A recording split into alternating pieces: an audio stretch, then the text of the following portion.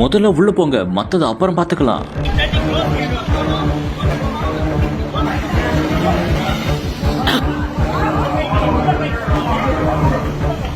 இரவு பகல் பாராமல் கண்ட கனவை விரட்டி பிடிக்க ஓடோடி வந்த மாணவ மாணவிகள்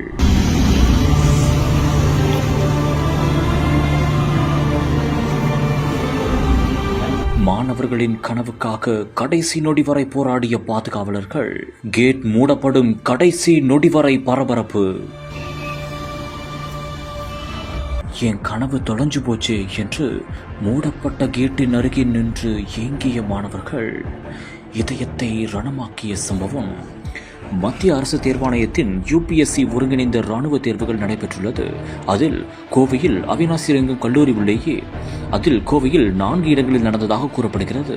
இந்நிலையில் அப்போது ஒரு மையத்திற்கு மாணவர்கள் தேர்வுக்கு தயாராகிவிட்டு வந்ததால் மையத்திற்கு வர தாமதமாகியுள்ளது. இதனால் கடைசி நொடியில் அவர்கள் ஓடோடி வந்துள்ளனர்.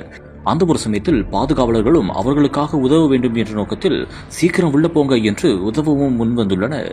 ஆனாலும் 8:30 மணிக்கு வாயுக்கதவு பூட்டப்பட்டதாகவும் இதனால் அதன் பின்பு வந்த மாணவ மாணவிகள் உள்ளே செல்ல அனுமதிக்கப்படாமல் இருந்துள்ளனர். இதனால் இரவு பகல் பாராமல் கண்ட கனவு அப்படியே போய்விட்டதே என்று வாசலிலேயே நின்று ஏங்கிய காட்சி அனைவரையுமே வேதனையடைய செய்தது.